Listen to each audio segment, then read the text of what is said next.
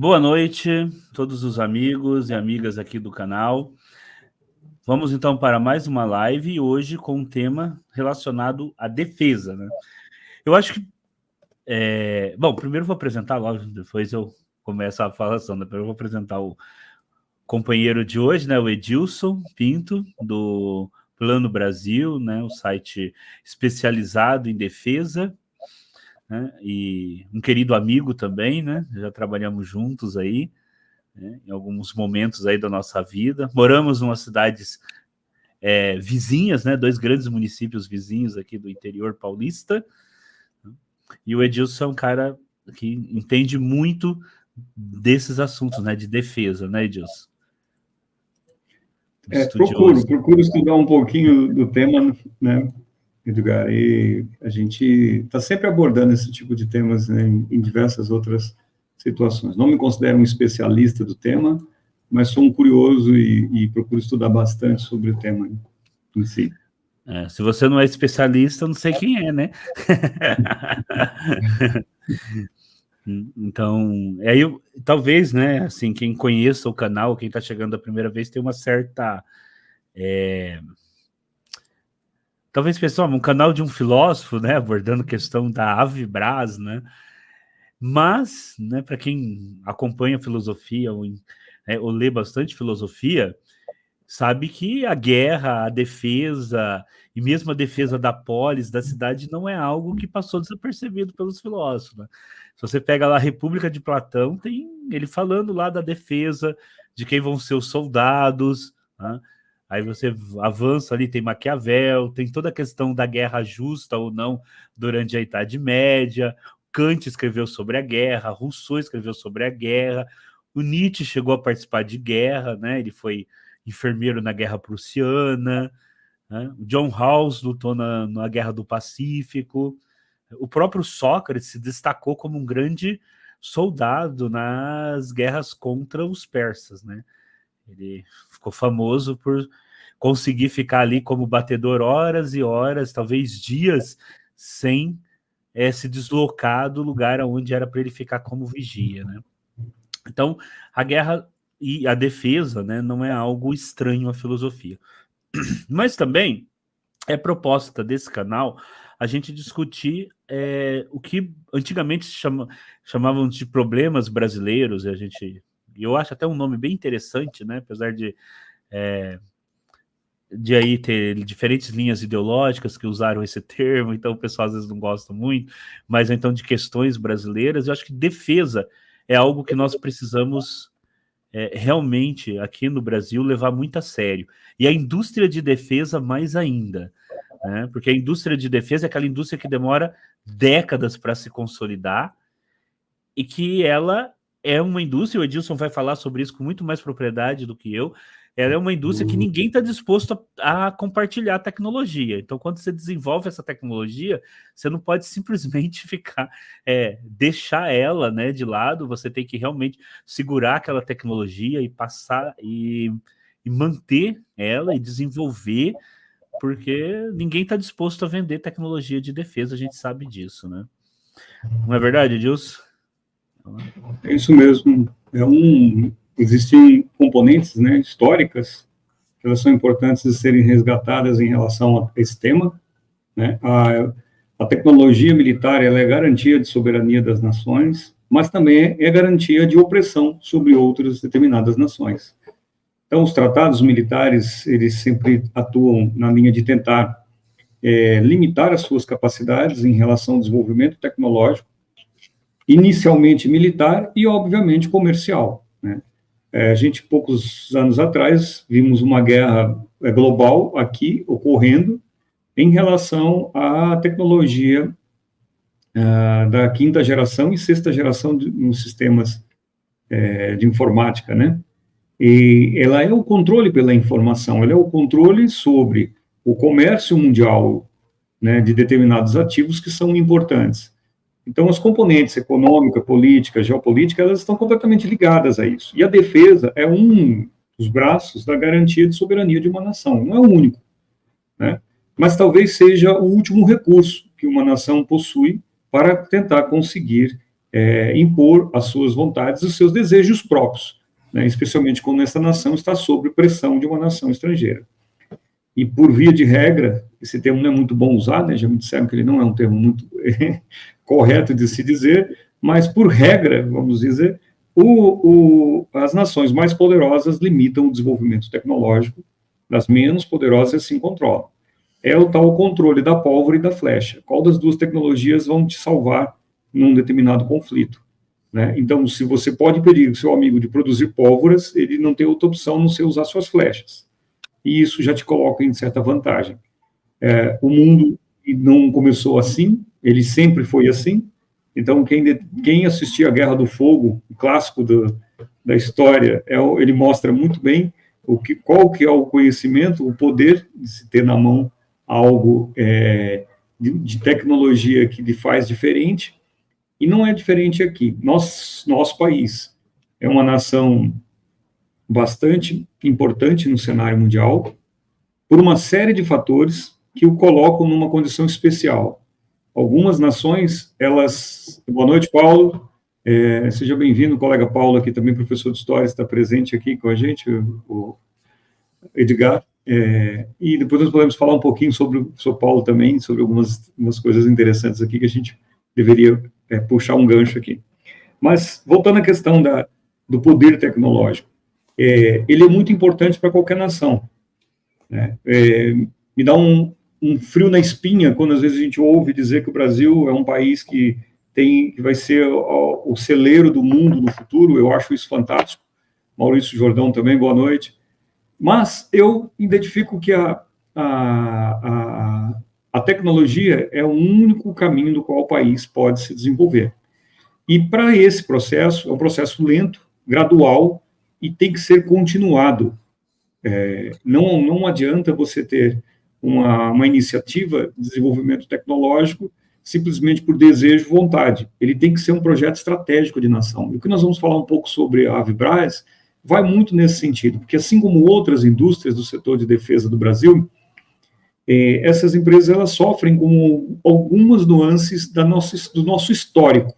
Ele tem a ver com componentes políticas, tem a ver com componentes sociais, com componentes culturais e com as componentes geopolíticas, especialmente, né, devido às pressões das quais o Brasil não está ileso. Pelo contrário, a tendência é que essas pressões das nações estrangeiras sejam ainda maiores à medida que o tempo vai passando aqui, devido à própria importância. A gente ouviu lá nos anos 90 discursos do tipo, o mundo está em paz, e de lá para cá eu vou tentar citar apenas as que eu vou lembrar. A Guerra 1 e 2 da Chechênia, a Guerra da Iugoslávia, o conflito no Afeganistão, as duas guerras do Iraque, basicamente, os conflitos entre Israel e o Líbano, mais recentemente os conflitos do Iêmen, os conflitos da Ucrânia, Ucrânia e Rússia, a Guerra Civil Síria, a Primavera Árabe, com todos os países, basicamente, do norte da África envolvidos em algum determinado tipo de conflito, o próprio Irã envolvido nesse meio, né? E de lá para cá, que me lembre, a Guerra do Nagorno-Karabakh, a Geórgia, que mais que a gente pode colocar? A Líbia. Equador e Peru aqui, né? Equador e Peru. Se esse era o período de paz eterna que as pessoas apregoavam, eu não sei o que seria pior, porque somente o conflito da Síria, ele foi um dos conflitos mais sangrentos da história da humanidade, né? Então, se nós pegarmos a população, o período e a região que esteve envolvida ali, fizermos um levantamento demográfico, vai ver que ele foi muito pior do que a Segunda Guerra Mundial. Então, são questões que se a gente pensar em termos globais, nós não estamos ilesos, nem muito longe. E quem apregoava isso tinha algum interesse próprio nisso. Isso envolve políticos do Brasil, envolve industriais, envolve pessoas que estão representando pastinhas pretas cheias de dinheiro que vem de fora, que nos mantém aqui nesse meio. O caso da Avibraz, ele entra um pouco nisso. Então, acho que a gente pode falar um pouco sobre esse tema. Edil, só um comentário, né? Você falou do Brasil ser o celeiro do mundo, e uma coisa não exclui a outra, né? Os Estados Unidos é um país que tem uma potência agrária enorme e industrial, né? Tudo bem que agora não está nem tanto, né? Está caindo, mas de desenvolvimento de inovação e tecnológica, né? E aqui no Brasil é interessante como às vezes colocam que como se uma fosse contrária à outra, e não é. Até porque o Brasil hoje é celeiro do mundo pelos desenvolvimentos que a Embrapa fez para permitir que o Centro-Oeste ali pudesse se transformar na potência agrícola que hoje tem. Aquilo não foi joga semente na natureza e cresce, né? A gente sabe que o cerrado ali precisou de muita ciência para se transformar na parte produtiva que é hoje, né? Eu sei que o tema ele vai suscitar aqui algumas discussões, mas nós temos que abordá-lo, tá? No governo dos militares, onde nós tivemos um golpe, que ninguém nega isso, foi onde houve esse começo desse incentivo à industrialização militar e que também deu fortaleza para a Embrapa, por exemplo. Foram lá que começaram esses programas. A gente precisa tacar pedra nas coisas que estão erradas, mas aquilo que é certo a gente tem que defender. E lá houve iniciativas boas, nem todas eram, obviamente. As que não eram, nós não temos que guardar debaixo do travesseiro. Mas as que foram, nós temos que resgatar e tocar adiante. Naquele momento, havia um planejamento de país, que pode ser controverso, as pessoas têm direito de questionar ou não, eu também questiono muitas coisas, mas que lá haviam programas de interesse nacional, né? Havia um interesse de desenvolvimento nacional no setor energético nuclear, o próprio Proálcool surgiu dali. Junto com isso, pegando o gancho da defesa, houve um interesse, especialmente nos últimos governos militares, de uma certa independência tecnológica, tá? Especialmente no governo Geisel, apesar de todas as falácias e as porcarias que eles fizeram, eles tentaram se desvincular um pouco da linha de interesse americana, né? E isso foi benéfico para a indústria nacional.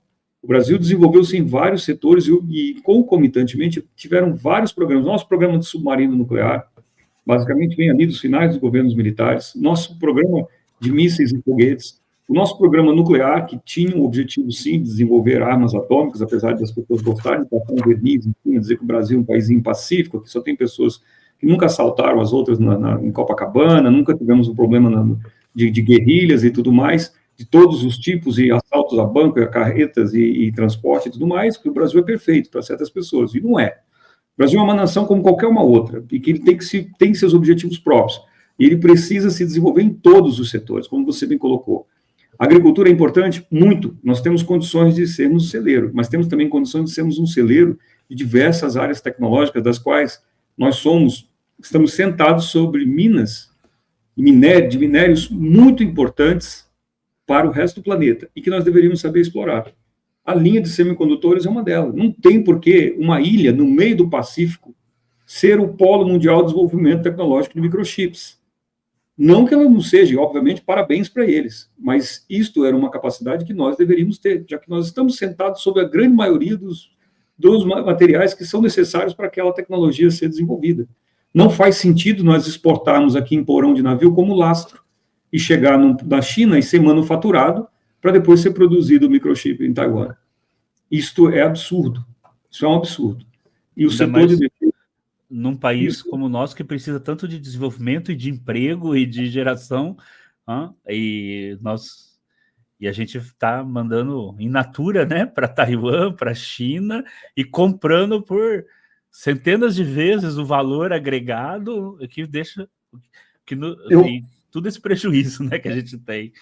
Eu poderia te contar uma história muito mais triste ainda, para você ter uma ideia. Eu não vou dizer onde nem quando, mas há alguns anos atrás, visitei uma região aqui no Brasil, junto com um primo meu, que é geofísico também, e ele foi me mostrar uma montanha da qual estavam extraindo argila para a produção de telhas. E depois ele virou para mim e falou: você está vendo isso aqui, o que nós estamos em cima, lá no Rio Grande do Norte? Ele falou: pois é, isso aqui são terras raras, nós estamos cozinhando para fazer telhado. O resto do mundo está comprando isso a preço de ouro para produzir semicondutores e materiais de alta tecnologia. E o Brasil exporta daqui argila. Então, são questões básicas. Nós vamos falar aqui de coisas que, assim, ninguém tem uma solução, ninguém vai ter uma solução prática, a não ser que a gente passe a nos debruçar nos próximos 50 anos, não menos que isso, para desenvolver. Tecnologia, gente, não sai na carta de baralho, que você pega no monte. Ninguém vai te entregar. O Edgar falou muito bem aqui no começo, a tecnologia militar é pior ainda. Você tem um longo caminho a ser desenvolvido. Isso requer políticas sérias, e isso não cabe no Brasil nas discussões atuais, se é eles ou nós, isso não interessa. Interessa se as coisas serão conduzidas por um objetivo final, que é o desenvolvimento do Brasil, não importa quem esteja na gestão, e não importa para quem, porque eu, por exemplo, posso não estar aqui daqui a 10, 15, 20 anos. Qualquer que seja o desenvolvimento tecnológico do Brasil, ele tem que pensar no Brasil nos próximos séculos. É assim que as grandes nações têm feito. Né? Taiwan sabe que não vai ser o polo mundial de microchips eternamente. Eles têm uma carta na manga para outras tecnologias, porque daqui a pouco a tecnologia pode não necessitar mais daqueles microchips. Podemos utilizar outros tipos de sistemas que estão sendo estudados. Então, você faz o que depois disso? Volta a plantar bananeira na via pública para vender? Porque esse era o destino da ilha se não tivesse a tecnologia. O que nós vamos fazer? Nós não temos um plano B no Brasil. Né? Agora, uma coisa é certa, a indústria de defesa precisa entrar na cabeça das pessoas que ela é uma porta de entrada para o desenvolvimento. Precisamos de uma política de defesa, de industrialização desse país que passa pelo desenvolvimento da indústria de defesa, porque ela é necessária para que você salte determinados degraus e acesse a certas tecnologias que a indústria de bens de consumo normal não vai conseguir de maneira fácil, por uma série de fatores. Né? Um deles, principal, o financiamento estatal. Ele é necessário para o desenvolvimento dessas tecnologias. Você não vai produzir uma fábrica de microchips no Brasil para competir com as atuais, que já são dominadoras do mercado mundial. Essa empresa que vai abrir, ela vai falir, porque ela não vai vender nem sequer mesmo para o seu departamento de informática interno, porque vai ser mais barato comprar microchips da concorrente. Certo? Por isso que precisa do financiamento estatal. E ele tem que vir do Estado. Isso aqui não é defesa de posicionamento, seja ele de esquerda ou direita. Isso é a necessidade. O Estado precisa intervir na indústria de defesa. Por isso, eu vejo muitas críticas. Mas vai dar dinheiro para fazer arma? Sim, vai dar dinheiro para fazer arma. Mas essa arma, ela vai te desenvolver a tecnologia que vai estar sendo usada no seu ventilador na casa, no seu ar-condicionado, no seu micro-ondas, no seu computador, que você vai poder deixar de comprar do exterior e parar de dar dinheiro para aquele país que você considera imperialista, seja a China, seja os Estados Unidos, seja a Rússia, seja quem for. E é aí que você tem a sua autonomia, desde que você tenha a capacidade de ter a sua tecnologia. A indústria de defesa do Brasil, ela teve um avanço muito grande nos anos 80, tá? Porém, nós perdemos o fio dessa meada aí. E é triste dizer isso, mas hoje nós temos menos capacidade do que tínhamos nos anos 80 para determinados setores. Perdemos muito. A Avibraz foi uma empresa muito importante nesse meio, né? Nós tivemos empresas no setor aeroespacial, a Embraer, que começou também no objetivo militar. A Embraer foi conduzida porque o Osiris Silva, não é que o Osiris Silva queria vender avião para transportar pessoas do Brasil para a Europa ou daqui para a Disney para passar as férias. A ideia da Embraer foi repor uma capacidade de aviação que era totalmente dependente dos Estados Unidos. Desenvolver o primeiro modelo da Embraer foi um avião para substituição de modelos americanos. Nós tínhamos problemas de peça de reposição, material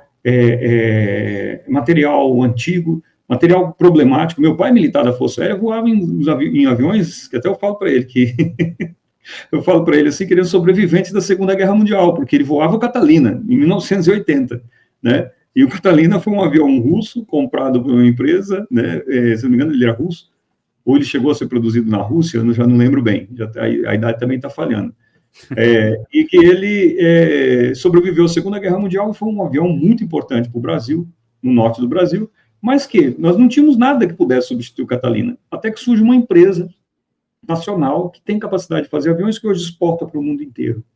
Tá? Agora, a Embraer, ela trouxe para o setor aeroespacial um desenvolvimento absurdo. Ela está entre as 3 maiores companhias aéreas do mundo, empresas que produzem aeronaves do mundo, certo?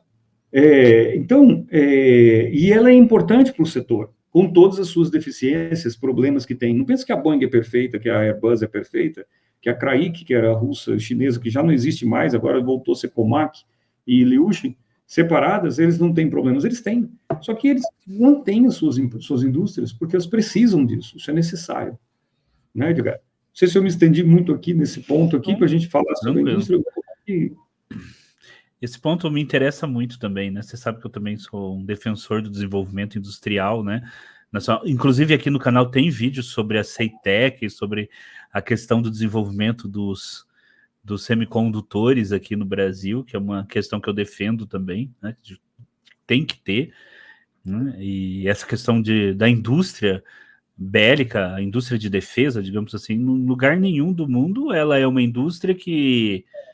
Tá, tudo bem, tem países hoje que estão exportando, ganham muito dinheiro, mas ela é sempre uma indústria que primeiro é voltada para fornecer para suas próprias forças armadas, dar independência para suas próprias forças armadas, e isso é o principal, né? Não é exportar depois. Inclusive, o fato de descobertas nessa área poderem ser usadas na indústria civil é importante, mas também não deve ser a finalidade principal, porque às vezes a gente vê principalmente os políticos, quando vai defender, não defende em si a indústria de defesa, defende-se, parece aquela pessoa que vai falar da indústria aeroespacial e fala, o importante de mandar o foguete é que, na verdade, a gente criou micro-ondas quando estava pensando em mandar o foguete, que é o importante de mandar o astronauta para a Lua é que, na verdade, nós criamos uma comida que você esquenta no micro-ondas, e não a importância em si do programa aeroespacial. Eu já aqui defendo mesmo a importância desses programas por si próprio, né? Nem assim pelos derivados. Não estou dizendo que os derivados não sejam importantes, né? Inclusive, o Edilson está falando da Embraer, né? Aqui numa cidade perto aqui da nossa, né? De Marília, ali também não muito longe de Bauru, chamada Pompeia, tem um chavante ali bem na entrada da cidade, até, né? Tem um chavante, que eu acho que foi o primeiro avião militar da Embraer, foi o chavante, né? E era um modelo italiano, na verdade, foi produzido sob licença no Brasil, né? Esse avião, ele sim, foi um treinador a jato, que nós não tivemos nenhum sucessor dele desde então, desde a saída do chavante nós não tivemos, né? E é um lapso tecnológico, do meu ponto de vista, apesar de assistir defesas ferrenhas de militares dizendo que não é necessário um chavante, mas que todo mundo sabe que é necessário, sim. Um treinador avançado a jato, a transição do piloto militar, ele precisa passar por algumas experiências de treinamento, assim. A gente já viu todo tipo de defesa, até de quem já atacou esse tipo de coisa. Porque passa do Tucano para o caça, é isso? Atualmente, o chavante ali, né? Isso. Atualmente, eu vou fazer até uma brincadeirinha aqui, atualmente do Super Tucano para o F-5, né? Depois de muitos anos, talvez para o Gripen, talvez daqui a alguns anos para o Gripen, porque ainda não estão completamente operacionais os nossos Gripen no Brasil, infelizmente. Deveria ter, mas falta uma aeronave do treinador avançado dentro desse meio. Algumas correntes defendem esse tipo de transição, né? É curioso que o Brasil sempre teve, mas atualmente dizem que não é necessário, que o Super Tucano faz isso com maestria. Muita gente duvida, inclusive especialistas, e eu que não sou especialista também duvido que não seja necessário. Tá? Mas voltando à questão da indústria de defesa. Ela é importante como fator de desenvolvimento, ela agrega conhecimentos. Não há um país do mundo que se desenvolveu sem sua indústria de defesa. Para quem quer defender ou atacar, antes precisa fazer uma recordação histórica. Nada na China, que é a potência mais emergente atualmente, passa por desenvolvimentos que não tenham aplicações tecnológicas no setor de defesa. Por quê? A China necessita ser autônoma. Para quem quer ser autônomo, não depender de nada, quem quer pagar suas contas de luz, internet, água, sem ter que pedir dinheiro a ninguém, sem ter que prestar contas a ninguém, precisa desenvolver suas tecnologias militares. A China tem um longo caminho de desenvolvimento aqui, que começou lá nos anos 70, basicamente, tá? Com projetos próprios muito antes, mas assim, ferrenhamente a partir dos anos 70, mas que ela não parou, e ela não pode. A Índia vai pelo mesmo caminho. A Rússia, herdeira da União Soviética, um dos primeiros grandes projetos da União Soviética, o São Paulo é uma pessoa importante para falar sobre isso, até já estou antecipando aqui, pode convidá-lo que ele venha aqui para falar sobre isso. Na era soviética, foi necessário desenvolvimento militar para que a União Soviética se implantasse como uma estrutura que se planejava. Não há outro paralelo, não existe outra nação que tenha se desenvolvido sem a sua indústria militar. Então, lá nos anos 80, nós tínhamos a nossa Avibraz, que era uma indústria nacional, uma indústria privada nacional, que sempre recebeu muito aporte financeiro do Estado, isso é importante dizer, não há nada de feio nisso, Muita gente defende, critica, porque diz que muitas pessoas encheram os bolsos do dinheiro naquele período. Eu acho que existem mecanismos que podem ser utilizados para controle desse tipo de situação, né? Porém, não existe outra possibilidade de não se desenvolver. O cara do momento, não quero entrar em polêmica aqui, mas o Elon Musk mesmo é um dos caras que tem maior número de contratos com o Ministério da Defesa, com o Departamento de Defesa dos Estados Unidos. E não só, com todas as agências europeias do setor de defesa. Não pense que a SpaceX é um foguetinho que ele está jogando no quintal para brincar de ser astronauta, né? Como todo mundo pensa. Ele está desenvolvendo tecnologias para o setor de defesa. Tá? E ele vai ter seus benefícios se tiver o sucesso que eles esperam. Mas ele está desenvolvendo material e tecnologia para a defesa dos Estados Unidos e das nações que patrocinam esse tipo de projeto. Quando se desenvolve satélites de comunicação, eles vão parar nos departamentos de defesa. Tá? Então, isso tudo é muito importante que se diga. A Avibraz não foi diferente. Não é um crime a Avibraz ter surgido assim. Eu assisti algumas lives e algumas pessoas já criticando esse tipo de natureza, porque, assim, as pessoas procuram uma justificativa moral baseada nas suas ideologias. As armas vão matar pessoas. Bom, se você não tiver uma, quem quiser te matar consegue isso facilmente. Se o seu país não tiver capacidade de defesa, então não adianta você entrar em nenhum discurso ideológico. Aceite a dominação que virá de fora. Simples assim. É assim para quem não tem a capacidade defensiva, né? Então, o país tem que desenvolver, e foi um projeto. E ela teve muitos avanços, ela formou muito capital humano, isso é um outro fator importante. Muitos engenheiros no Vale do Paraíba passaram pela Avibraz, em diversos setores. A Avibraz chegou a ter uma linha de produção em diversos tipos de materiais, como a Tectran, que também desenvolvia sistemas, caminhões, trens, vagões para sistemas de transporte, e também desenvolvia os veículos militares, que eram importantes para ela.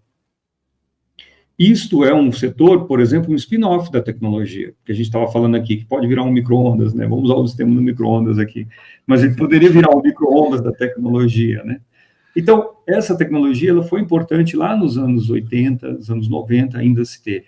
O Brasil passou por um período muito difícil da história, na transição, especialmente no governo Collor, onde todo mundo achou que, bom, para tudo, vamos pegar a música do Erasmo Carlos e alugar o Brasil mesmo, porque não tem nada aqui que a gente consiga fazer. E a partir daí nós tivemos um período muito difícil, com o desmantelamento de empresas como a Ingesa. A Ingesa era um polo tecnológico mundial. Igualmente, teve dificuldades financeiras, administrativas, mas é aquilo, né? Mataram a vaca por causa do vírus da gripe. Deveriam ter combatido o vírus da gripe, não a vaca. Né? Mas essa foi a filosofia e a ideia que se teve na administração governamental do Brasil naquele momento. A Embraer sobreviveu devido, talvez, muito mais ao interesse estrangeiro do que ao interesse nacional. Eu falo isso sempre, as pessoas às vezes até questionam, mas a Embraer tinha muito mais interesse exterior, teve muito mais financiamento exterior do que interno, senão ela teria ido para o mesmo caminho, né? Especialmente no momento da sua privatização, quando ela saiu da tutela ali da Força Aérea, basicamente, e passou para o setor basicamente privado. Mas perdemos em algumas capacidades também. Programas militares só foram reativados muito recentemente, basicamente nos programas do Super Tucano e da conversão para o novo cargueiro militar. Nós passamos aí talvez 20 anos correndo atrás de prejuízos dentro da Embraer sem nada de importante em desenvolvimento no setor militar. O setor civil, sim, tem que se dizer, o setor civil se desenvolveu muito, mas muito mais pelo interesse exterior do que interno. Eu posso até estar enganado, mas eu acho que o AMX mesmo era um projeto que deveria ter sido dado continuidade. Hoje a gente talvez estivesse fazendo uns aviões aí bem interessante, né? Se tivesse dado continuidade ali, parou também. Posso estar enganado, mas eu acho que ali era um momento que nem você falou do Chavante. Era algo que deveria ter dado continuidade, né? Não existe projeto perfeito. Você já imaginou se os Estados Unidos tivesse parado a indústria aeroespacial dela devido aos problemas que o F-35 apresentou? O F-35 deveria ter entrado em operação no meados dos anos 90. Ele foi considerado operacional depois de 2010. Tá? Por quê? Porque um programa daquele nível requer desenvolvimentos constantes. Não existe programa sem problema. O AMX teve vários problemas. Ele teve problema até mesmo na elaboração. Só que esse é um passo que você precisa dar. Você sempre vai ter problemas, e é sobre eles que você debruça. Por outro lado, todo o spin-off da Embraer caiu nos programas da aeronaves civis. Tudo aquilo que pôde se desenvolver com o AMX, desenvolvimento de trem de pouso, desenvolvimento de processos de produção, tudo isso foi repassado para a indústria, para o setor civil, que a Embraer hoje é um dos polos mundiais. Então, mesmo com erros, o AMX teve vantagens tecnológicas. A Embraer aprendeu a produzir aviões em linha de produção com um modelo próprio, ela desenvolveu ferramentas próprias para isso, que hoje várias empresas também detêm, mas naquele tempo não havia. Ela desenvolveu processos, veja bem, a maior concorrente dela era a Bombardier, né, canadense, que recebia fundos pesados de setores dos Estados Unidos, certo? Recebeu muito dinheiro disso para desenvolver aeronaves nesse setor. Agora, a Embraer sempre conseguiu estar à frente da Bombardier em todos os setores em que ela competia. Apesar da qualidade, também não se deve negar a qualidade dos canadenses nos projetos, desenvolvimentos, na indústria, na formação de pessoal, mas a Embraer conseguiu sobreviver a isso. Veja bem, nós lidamos sempre com um problema no Brasil. Se tem uma falha, todo mundo cai em cima da falha e não vê as oportunidades que aquilo pode oferecer.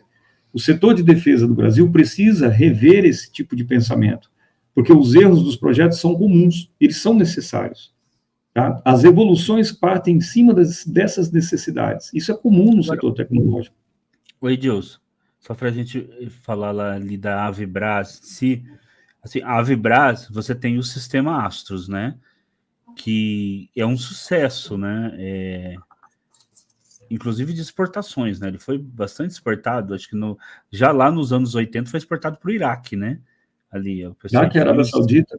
Ele foi usado pelos dois lados na Primeira Guerra do Golfo, tanto a Arábia Saudita quanto o Iraque utilizavam o mesmo sistema. O Astros foi uma ideia muito interessante, é um projeto próprio da Avibraz, obviamente ele é inspirado em outros sistemas, por exemplo, lá na Segunda Guerra Mundial, os soviéticos utilizavam os Katyushas. Eram foguetes disparados da traseira de um caminhão que ainda continuam em operação devido à eficácia deles. É um sistema muito bom e barato. O pessoal ali no Oriente Médio usa até hoje, né? Até hoje. Ataques ali.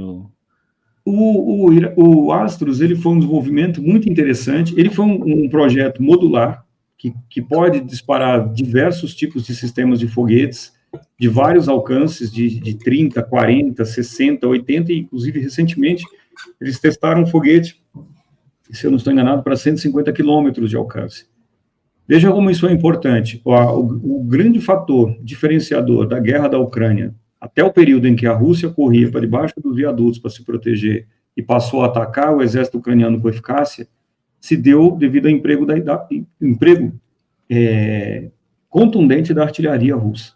Quando a Rússia criou suas linhas de defesa, né, ela teve que recuar para fazer isso, mas criou as linhas de defesa e posicionou sua artilharia em posições estratégicas, e dali segurou os ataques, a Ucrânia não conseguiu mais fazer nada. Uma das armas principais do uso ali são a artilharia de foguetes e saturação. Tá? Não precisam ser mísseis guiados com alvos precisos. Hoje tem muito disso sendo utilizado devido à questão dos alvos estratégicos. Né? É preciso destruir uma bateria, por exemplo, de lançadora de mísseis. Uma bateria de defesa aérea, você precisa de um instrumento um pouco mais sofisticado, porque existem formas de se defender, de fugir do local e tal. Mas contra a tropa, a grande arma foi a artilharia. E artilharia, não somente artilharia de cano, tá? Eles empregaram muito artilharia de cano, mas a artilharia de foguete teve muito. Eu me lembro que na operação que antecedeu a tomada de Ugledar, foram filmados caminhões grandes carregando aqueles foguetes na traseira, um trem com 64 caminhões sendo preparados na linha de posição. Eles foram colocados justamente para poder atacar na retaguarda das forças ucranianas e impedir o avanço de unidades e colunas blindadas em algumas regiões. Destruíram a infraestrutura e ali eles conseguiram manter os ucranianos fora do alcance do qual os ucranianos poderiam atacar as forças russas. Então, esse tipo de instrumento ele é muito importante. Nós temos algumas baterias importantes no Brasil. O Exército mantém ainda as unidades de artilharia de foguetes e mísseis. Entretanto, no meu ver, esses números ainda são ínfimos. No conflito da Ucrânia isso ficou claro. A principal arma que os ucranianos receberam, que deu mais diferença para a operação ucraniana foi a artilharia. Não foram os blindados, não foram sequer os sistemas de mais modernos de aviação, que eles acabaram recebendo helicópteros, e agora estamos falando muito em aviões, mas a artilharia foi o principal componente que o Ocidente cedeu para a Ucrânia contra a Rússia. Entre eles está lá o HIMARS, que é o sistema de defesa americano muito semelhante ao Astros, com algumas diferenças, algumas melhorias também, por ser mais moderno e tudo, e no qual os nossos sistemas também estão passando por um upgrade, eles estarão melhores para esse tipo de operação, que são questões de guiagem, de alvo e tudo mais, radares de contrabateria, esses tipos de sistemas que operam conjuntos que a gente precisa desenvolver em melhor condição, mas que nós temos total know-how para poder fazer se quisermos. O que nós precisaríamos era reativar a indústria. E aqui está o grande problema da Vibraz.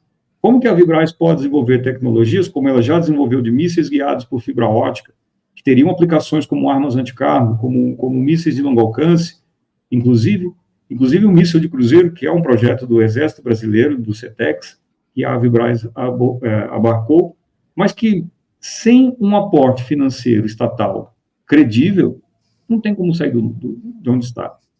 E a empresa entrou em dificuldades econômicas, também por uma administração não muito realista, mas dependente total dos recursos do Estado, isso é um problema, mas também, por outro lado, o Estado brasileiro foi negligente, né? Ele também não apoiou a indústria como deveria, daquela primeira conversa que nós tivemos. Não tem como. A indústria de defesa ela tem que ser protegida pelo Estado, porque ela é a garantia de proteção do próprio Estado. Então, sem isso, a conversa não vai adiante se as pessoas não entenderem que é por aí. E você vê que como essas coisas ultrapassam, né, os limites, inclusive ideológicos, né, assim, dessa coisa, que um dos grandes defensores ali que está lutando para manter a Vibraz é o sindicato, né, que estão ali, né, também ali, o sindicato deles está bem, pelas reportagens que eu andei lendo, né, o sindicato deles está ali, né, na defesa, né, lógico, da defesa dos trabalhadores, mas também na defesa da indústria. Mas assim, hoje, assim, você saberia colocar assim, quais são os projetos, as armas, os foguetes que a Vibraz vende mais, ou que os projetos mais avançados que a indústria tem? A Vibraz, ela basicamente hoje concentra-se no sistema Astros e na promessa do míssil AVTM-300, que é um míssil de cruzeiro, diga-se de passagem, bastante moderno. Muita gente desconhece a questão. O míssil, o AVTM, 300 quilômetros de alcance, todo mundo critica isso, porque acha que ele é muito curto, e outros dizem que ele pode chegar a 1.000 quilômetros. Bom, eu não duvido da capacidade de desenvolver um míssil com maior alcance. Os principais problemas tecnológicos, no meu ver, estão nos sistemas de guiagem, acompanhamento de alvos e precisão da arma, que tem que ser sempre refinados. Isso não adianta produzir um e deixar lá na gaveta para usar. Todo esse tipo de sistema precisa ser constantemente atualizado. Esse seria o principal. O Brasil não tem venda desse míssil, né? Até porque ele precisa ser homologado e tudo mais. Basicamente, a Vibraz hoje fornece o sistema Astros, tá? Para onde? Especialmente Filipinas e para o próprio Exército Brasileiro. Para esse míssil, hoje, qual a importância dele para as Forças Armadas brasileiras?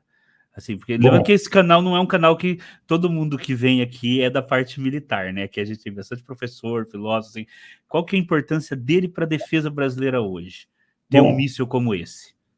Eu vou tentar ser bem sucinto, mas eu gostaria que entendesse uma coisa que ela é crucial. Um aparato militar, defesa, ele é construído por uma rede complexa de sistemas. Não é uma arma ou duas armas que resolvem o problema. Se você embarcar num porta-aviões, não é apenas o porta-aviões com seus caças que definem uma superioridade. Cada avião tem uma função, cada arma nesses aviões tem sua função, o navio tem sua função, os radares do navio têm sua função, os submarinos que acompanham o navio têm sua função, os destroyers que defendem o espaço aéreo, a superfície, são capazes de atacar em cima, na terra ou embaixo d'água, eles têm sua função, os navios que acompanham em apoio têm suas funções. Isso tudo para dizer que não adianta você ter uma única arma, você precisa ter toda uma pleiade de sistemas que dão a garantia para que aquele aparato funcione dentro daquilo que se é esperado. O míssil de cruzeiro, ele é uma arma fundamental em qualquer teatro. Por quê? Ele é uma arma de um conceito que ele torna inviável vários outros sistemas avançados. Por exemplo, imagine um porta-aviões e sua frota chegando no nosso litoral. Se eu tenho um míssil capaz de atacar a frota, ele torna-se uma ameaça que inviabiliza a operação de muitos desses sistemas. Isso força o seu adversário a ter que, por exemplo, lançar um ataque aéreo antes da frota se aproximar. Se você tem um míssil de cruzeiro e um sistema de defesa aérea eficaz, não vai ser fácil para aquele grupo aéreo se aproximar da sua região e atacar suas baterias lançadoras de mísseis de cruzeiro. Se ele conseguir, e ainda assim você tiver capacidade de lançar, você põe em risco toda aquela frota. Entende? Então, como arma de dissuasão, ele é muito eficaz. Tá? Hoje nós estamos assistindo um daqui para ali do Irã e Israel, que para mim não vai dar em nada, tá? Apesar de toda a conversa, talvez haja um ataque, um ou outro, até ataques permitidos para que, sabe, tipo, tá bom, vai, né? Eu deixo, você me dá um soco, você me dá outro, eu vou te dar outro, e assim vai ficar nisso até o arroz secar. Mas, estou sendo bem sincero, tá? Eu não entro muito nessa onda de agora, urgente, o mundo vai acabar hoje. Está escrito ali, no parágrafo 3, versículos 25, de 10 a 15. Tá? Não acredito muito nesse posicionamento que está por aí. Mas, assim, uma arma de dissuasão bastante importante. Olha o que os Houthis, como dissuasão, colocaram no Mar Vermelho. Por mais que eles não tenham afundado nenhum navio militar, que seriam os alvos principais, a simples presença dos mísseis Houthis já inviabiliza determinados interesses. Ele força as nações a ter que mandar suas frotas de destroyers para lá, mantê-las a um custo absurdo naquela região, simplesmente para impedir que um ataque ocorra. E se de 100 ataques um deles ocorrer, está feito. Então, um míssil de cruzeiro, que é isso que o Exército Brasileiro pretende desenvolver, ele é muito eficiente. Fora isso, não há arma equivalente a ele aqui na nossa região. Então, isso é uma arma de dissuasão militar. Então, ela força o seu adversário a ter que pensar 2 vezes se ele vai ou não gastar o aparato militar dele contra você. Porque um ataque de um míssil de cruzeiro desse, por exemplo, uma usina hidrelétrica, pode deixar um país nas escuras. Tá? É o que nós estamos vendo na Ucrânia. Devido à complexidade do conflito lá, eles utilizam diversas armas, mas os mísseis de cruzeiro estão destruindo centrais de comando, estão destruindo postos de distribuição de rede, de hidrelétricas, de termoelétricas, de nucleares, de sistemas de comunicação e tudo mais. E isto são armas que são muito efetivas e das quais, eu volto a dizer, hoje nós temos a tecnologia na mão, só espero que a gente não cometa o erro dos anos 80, que é perder esta capacidade. Tá? Eu vou falar uma coisa aqui, pouca gente vai concordar, mas o Irã, ele detém um conhecimento muito grande na obtenção de mísseis balísticos. Procurem saber sobre os mísseis de cruzeiro iranianos. Quais são? Vocês vão ver que isto é uma vantagem que o Brasil possui em ter o domínio tecnológico para o desenvolvimento desta arma, que não todas as nações terão. Mísseis balísticos não têm o mesmo perfil de operação de um míssil de cruzeiro. E a tecnologia não é a mesma, apesar das pessoas acharem que é a mesma coisa. Você guiar um míssil que é capaz de voar em determinado relevo, acompanhar um relevo e atingir um alvo, é diferente de você lançar um míssil que passa por cima e que acerta o alvo, que também é algo muito importante, do qual o Irã dá show em relação a isso. Porém, mísseis de cruzeiro não são desenvolvimentos de qualquer uma nação. O Brasil tem essa tecnologia. Vai deixar, mais uma vez, morrer na praia, pelo que nós estamos vendo. Tá? Então, o Astro seria isso. Mas a Avibraz, ela já desenvolveu tecnologias aplicáveis a muitas coisas. Ela desenvolveu um sistema FOG-MPM, que era um míssil guiado por fibra ótica e sistemas de visão. Esse sistema de armas, ele nunca foi avante, porque nunca teve um interesse nacional no desenvolvimento dessa arma para sua aplicação. A gente precisa dizer também que alguns sistemas de armas precisam ser homologados e validados, né? Algumas dessas armas apresentam limitações. e às vezes não atendem aos requisitos feitos pelas Forças Armadas. E aí a gente pode cair naquela discussão. Quem está errado? A empresa que ofertou aquele sistema, exatamente o FOG MPM. Ou foi as Forças Armadas que não tiveram a visão estratégica de uma arma dessa? Meu veredito é alternativa B. Tá? Eu acho que os nossos militares, infelizmente, devido às questões orçamentárias, questões políticas, eles simplesmente sentaram em cima do baú e nunca deram conta de que aí, isso que você acabou de mostrar, tem uma tecnologia emprega nos mísseis anticarros mais modernos do planeta.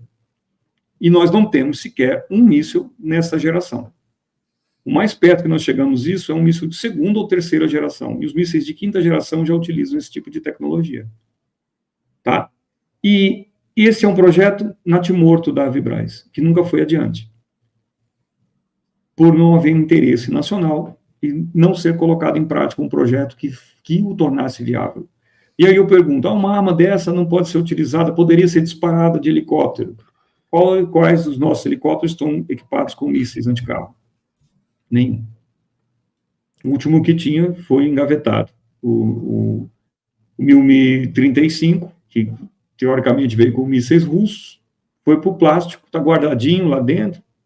Talvez um dia ele saia de lá para ser vendido ou vai ser destruído na marreta, como acontece com muitos projetos aqui. Infelizmente, é assim que termina a história. É meio triste, mas é isso. Agora, a Avibraz, ela é um mix de sucessos e fracassos, assim como muitos dos setores de defesa do Brasil. Aliás, eu diria todo o setor de defesa do Brasil. Então, aí nós passamos, é um míssil de cruzeiro e o sistema Astros, então. Eu cortei você, na hora que você está falando do sistema Astros, você citou o Brasil e a Tailândia. A Arábia Saudita, as Filipinas. Eu até posso verificar, porque isso aqui eu já estou um pouco defasado em relação aos clientes. Não acredito que teve nenhum cliente potencial recente. O Astros, ele foi requisitado por muitas nações. O Iraque foi um dos que adquiriu, né? O Astros, quem mais? Se eu me lembro, a Angola também chegou a requisitar o Astros, não lembro se chegou a operar, mas eu acredito que sim. O Bahrein, sim, Bahrein tem um detalhe interessante, o Bahrein chegou a encomendar o Astros, eu só não estou certo se eles foram, se eles chegaram a ser entregues. E o Bahrein, ele também utiliza o HIMARS, mas ele preferiu adquirir o Astros. Eu cheguei a acompanhar um relatório que saiu sobre o Bahrein, e que dizia que o Astros tinha uma vantagem da flexibilidade de utilização de foguetes de outros calibres e outros alcances. E esse foi o interesse dele. A Líbia, aqui, o professor Paulo está dizendo, a Líbia, o Catar também, a Malásia, a Indonésia. Agora, existem alguns novos clientes aí que podem entrar. A própria Espanha tem interesse no foguete, recentemente ela declarou isso, e o Emirados Árabes, tá? Então, ele é uma arma efetiva. A gente também não pode ficar adorando muito a pérola. Ele precisa de evoluções. Mas ele é algo que nós já temos. Não é complicado fazê-lo evoluir. O pior é você começar do zero. A Espanha tem interesse no Astros. Você acha que a Espanha, a indústria de defesa espanhola, não tem capacidade de desenvolver um sistema equivalente ao Astros para colocar em prática? Por que ela vem buscar o sistema Astros no Brasil? Existe algum interesse. Talvez porque a arma seja efetiva, né? E ela foi provada em vários conflitos. Vários conflitos foram utilizados o sistema Astros. Então, ele é uma arma efetiva. Infelizmente, foi o que sobrou para a Avibraz, tá? Dos foguetes e tal. A Avibraz, recentemente, ela participou de concorrência no veículo blindado para o Exército Brasileiro, do qual foi vencido o programa do LMV, que é da Iveco, por uma série de questões aí. Não quero entrar no mérito se foram técnicas, se teve problema, se não teve e tal. Mas ele, para mim, evidencia um outro panorama, que é o que corrobora para o problema da Avibraz. Ela foi preterida em função de uma nova linha de montagem de veículos e tudo mais.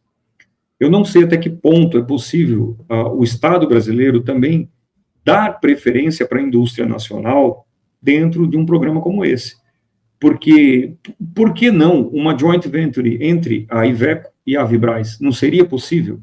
Se a Rússia produziu o LMV para a Guarda Territorial Russa, que o LMV é o mesmo veículo que foi produzido para o Brasil, foi produzido lá na Rússia por uma empresa russa, por que não isso não ter passado por uma indústria nacional como a Vibraz, que já estava consolidada e que precisa de contratos do Estado.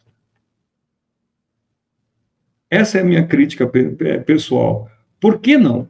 Por que eu vou comprar um helicóptero agora? O Exército Brasileiro vai adquirir um grupo de helicópteros, para a humanidade, 12 helicópteros, ela passa por uma importação direta. Eu entendo questões de critérios técnicos, talvez os adversários não cumpram.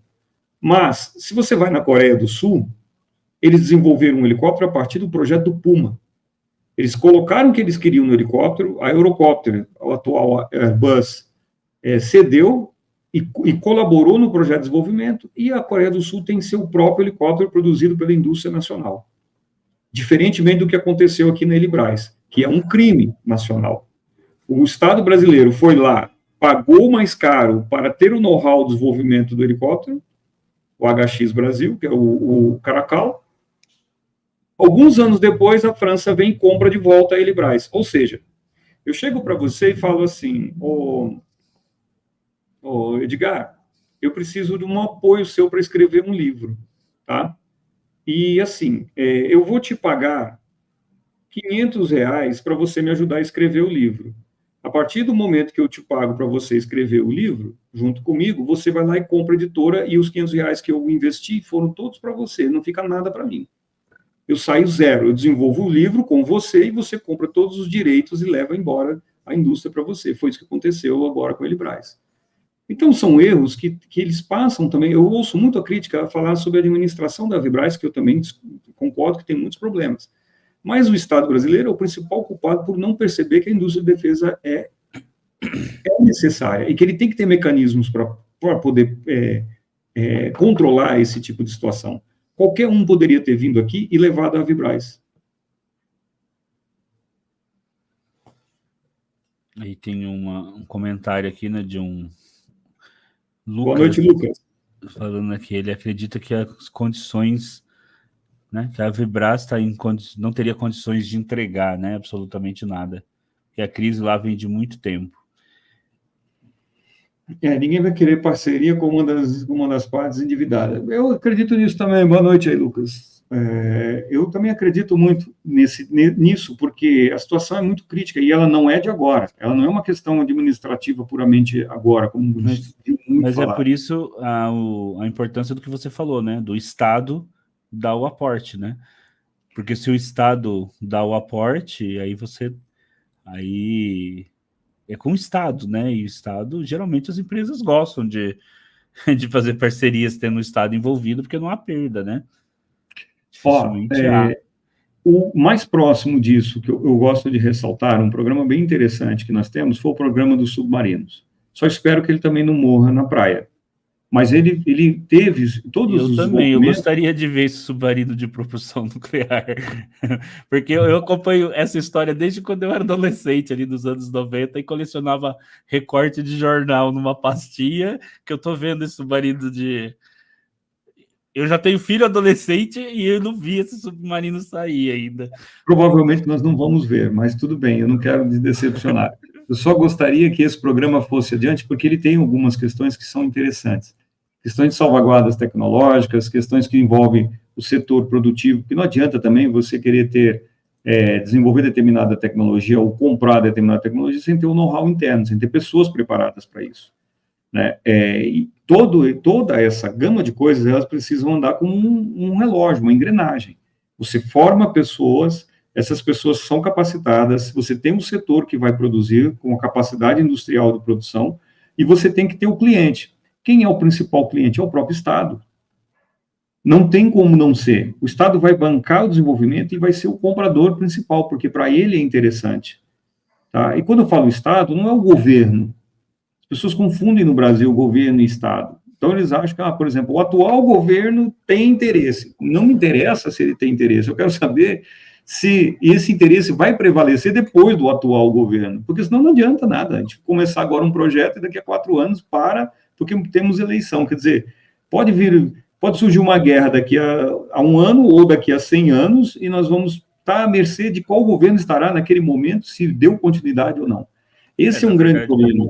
Você tem que ter um programa do Estado para que, se a guerra surgir, não importa qual governo, aquele governo possa defender o país. Não importa se aquele governo do momento seja mais à direita, mais à esquerda, mais ao centro, ele possa defender o país, né? Porque é a segurança do país, independente de quem está lá no governo, né? Exatamente, e é por isso que se desenvolve a indústria de defesa, é para esse fator. Ele não é feito para poder dar emprego, ele não é feito para poder dar voto, ele não é feito para poder mascarar nada, para parecer mais limpo, ESG, não é para isso. Ele é feito para que você tenha as suas, no seu país as capacidades de segurança para a sua própria população. Né? As armas nem sempre são feitas para serem usadas, mas elas são também, elas têm um fator dissuasivo. Elas impedem o ser atacado.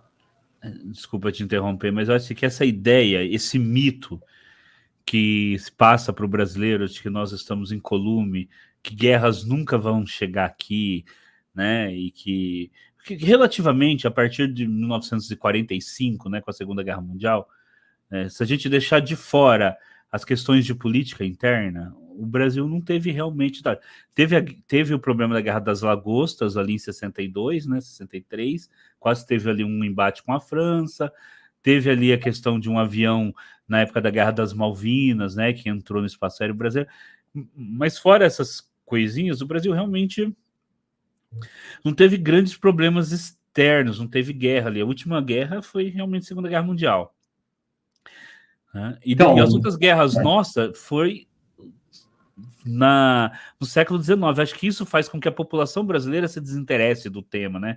E aí os deputados também se desinteressam, os senadores, isso que você me desculpe, mas né? A população brasileira se desinteressa de qualquer coisa que seja importante. Ela discute qualquer perfumaria, qualquer porcaria que surgir no Twitter, que surgir no Instagram, que surgir no Facebook, vira hype no Brasil, mas coisas importantes o brasileiro não quer saber, porque dói a cabeça ter que pensar, ter que estudar, ter que ler e ter que se inteirar. Infelizmente, é isso. E eu falo disso do mais humilde até o nível superior. Os nossos colegas acadêmicos também sofrem do mesmo mal. Eles gostam muito de defender aquele seu mercado interno, mas muitas vezes eles ainda veem esse tipo de questão como um problema. Não há outra solução. Nós podemos, até mesmo, e aqui eu gostaria de colocar uma visão pessoal minha, podemos nos dar ao luxo de termos esse período de paz, porque quando houve o fim da Segunda Guerra Mundial, tinham duas potências que dividiram o mundo. Quem que era o Brasil na fila do pão? Nada. Tudo passava pela decisão das duas potências. Alguém acha que o mundo daqui para frente vai estar sob o controle de duas potências? O mundo multipolar vai ser 1000 vezes pior, porque agora nós estamos vendo isso. Olha o conflito do Equador e México com a questão da invasão do consulado.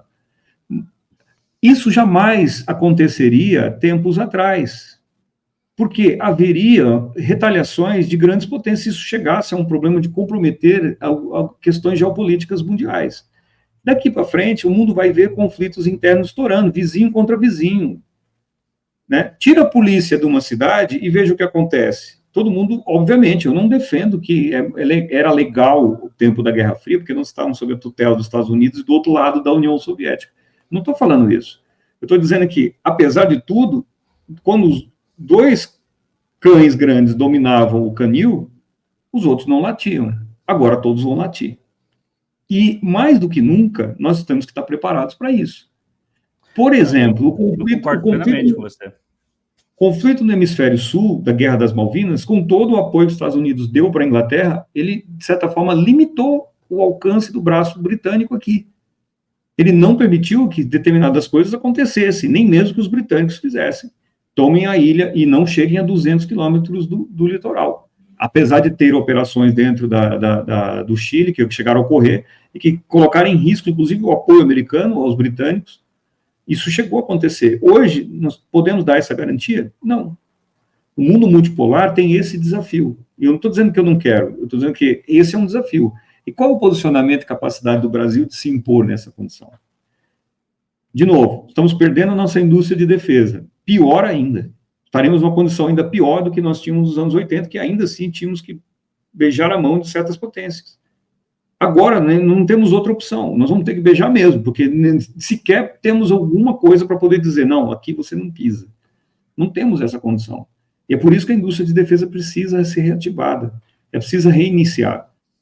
A Avibraz não pode cair na mão de um interesse estrangeiro que simplesmente queira exportar, ou queira um pedaço dela para poder produzir e vender lá, certo? E aí cai aqui uma questão, como o Brasil vai ficar se o setor de foguetes, que é o interesse dos investidores que estão querendo vir agora, que foi pelo menos o que se saiu, depois eu posso falar de questões que eu imagino que não vão chegar a acontecer devido aos próprios problemas que a Vibraz passa em ponto de vista sindical, a questão com a justiça, questões econômicas e tal, e controles que ainda assim há no Estado brasileiro, existem ainda no Estado brasileiro, mas qual que seria um desfecho mais trágico? Era daqui a 5, 10 anos, o Exército Brasileiro fazer uma encomenda de foguete e entrar na fila, atrás de todo mundo, inclusive da Ucrânia, porque a empresa que comprou a produção dos sistemas de foguetes deslocou a indústria daqui para a Austrália, está produzindo lá para fornecer para a Ucrânia, e o Exército Brasileiro é mais um só na fila do pão. Então, essa é a realidade. E nós ficamos sem o único sistema que nós temos controle de desenvolvimento e capacidade de produção. Olha que bonito. Essa é a realidade. Ela pode retirar daqui, né, toda a tecnologia, já que comprou, e produzir lá. E o know-how, e as pessoas, entendeu? Unidade fabril, você pode reproduzi-la em 5, 10, 15 lugares do mundo, se você quiser. Só que sem as pessoas, você não vai conseguir nada. Sem o know-how, o conhecimento técnico das pessoas, não adianta. Não adianta querer fazer sapato na China sem ter o know-how. O que os chineses fizeram? Vieram aqui na indústria de calçados do Rio Grande do Sul, Franca e Jaú, e levaram muita gente para fora para poder desenvolver a indústria de sapatos chinesas. Eles não foram burros, fizeram exatamente o que deve ser feito. Entende? Então, infelizmente, essa é uma realidade. Não adianta colocar culpa apenas na gestão da Vibraz. Existe uma série de erros históricos que foram acontecendo. E existe aqui também uma falha da nossa sociedade de não entender a importância que esse tipo de coisa tem. Pelo menos isso que eu quero chamar a atenção hoje. Né? Pode ser que eu esteja aqui sendo bem pessimista quanto à situação, mas é que eu não tenho motivo para ser otimista. Eu não consigo ver uma indústria que teve capacidade lá nos anos 80 de produzir veículos, produzir mísseis, produzia foguetes de sondagem, produzia veículos civis, tinha até parcerias para desenvolvimento de helicópteros. A gente pode questionar se era muito braço para a Vibraz tocar e sem recursos e tal, mas ela tinha toda essa capacidade. E, de repente, ela está à mercê de uma briga judicial para pagamento de determinados benefícios sociais que ela não conseguiu cumprir e que ela vai ter que fechar porque vai ser mais interessante vender para um grupo estrangeiro que, assim, liquida a dívida e fica com o problema para ele. Infelizmente, isso aí é uma estupidez. Nenhuma nação séria no planeta aceita esse tipo de coisa. Aproveitando só uma pausa, né? Lembrando, pessoal, né, gente, aqui aquela lembrança de todo o canal do YouTube, tá? Deem um like aí, tá? Na live, e façam a inscrição no canal, aperta ali o sininho para poder receber os vídeos, né? Nós estamos gravando vídeo no canal todos os dias. Esse é um canal que trata de questões de defesa, mas a gente também trata de filosofia e de outras questões. Então, se você gosta também de filosofia, defesa, gosta, também a gente trata muito espaço, ficção científica, então aproveita que aqui no canal a gente produz vídeos de diversas temáticas diferentes. Edilson, agora, o que você pensa de agora em diante? Você acha que vai ser vendida para essa empresa australiana? Existe alguma possibilidade? Eu sei que futurologia não é lá, mas assim, um exercício de futurologia, mas eu sei que não é uma boa coisa fazer futurologia, né? Mas, será que existe alguma chance se o governo brasileiro resolvesse agora, o que seria melhor? Fazer uma grande compra, se comprometer, pagar essa dívida, ou o governo entrar como acionista da empresa? Ou encampar ela direto e se transformar numa empresa estatal? E as possibilidades disso acontecer, assim, juridicamente, não sei, falando, né? Se era possível. Eu não entendo muito das questões jurídicas, o que impede. Eu sei que a empresa está sobre está sob um determinado regime que, na minha concepção, inviabiliza o negócio que teoricamente foi feito, a assinatura da venda do setor de foguetes, especialmente para a Vibraz. Os mísseis não, porque o AVTM ele é propriedade do Exército Brasileiro, não é da Vibraz. Da Vibraz, o sistema Astros, basicamente, é do proprietário da empresa, e esse investidor estrangeiro estaria interessado nos foguetes. É até então aquilo que eu vejo como o mais credível, tá? Porque tem tido muita notícia, muito corredor, muita coisa por fora que eu prefiro esperar para saber, até porque eu não estou lá dentro para ter essa noção, né? Então também não posso cair aqui no erro de querer falar aquilo que eu acho que não sendo a verdade. Mas pelo que eu entendi até agora, o grupo australiano tem interesse na aquisição do setor de foguetes, né? E isto é bem complicado, porque isso deixa o Brasil de calças curtas. Nossos sistemas passam a ter a necessidade de importação desses foguetes a partir de agora, basicamente. Porque duvido que eles vão manter a linha de produção no Brasil, tá? Na minha concepção, esses sistemas eles servem para abastecer o mercado mundial, talvez até mesmo os conflitos que estão sendo deflagrados agora, como, por exemplo, a Ucrânia e talvez outros conflitos que possam surgir no Sudeste Asiático ali, ou algo do tipo. É como eu enxergo. Do ponto de vista então, do governo... o interesse é o Astros, né? Não, os foguetes, não é nem o sistema Astros, por exemplo. Eu acho que a questão é a produção dos foguetes que a Vibraz consegue desenvolver, tá? Então, são poucas empresas no mundo que restaram com esta capacidade. Porque o míssil de cruzeiro ficaria, então. O míssil de cruzeiro é propriedade intelectual do Exército Brasileiro. Do Exército Brasileiro. Então, ele não estaria na negociação, pelo menos até onde eu sei. Se eu estiver enganado, espero que você me dê aqui um direito de vir aqui um dia para poder desmentir o que eu falei. Tá? Mas, pelo que eu sei, isso não estaria na negociação. A grande questão toda é que todo esse know-how não vai ser recuperado. Ele foi mantido, e tem sido mantido, não sei como, que a Vibraz conseguiu manter isso, com as poucas aquisições que ela teve desses sistemas, tá?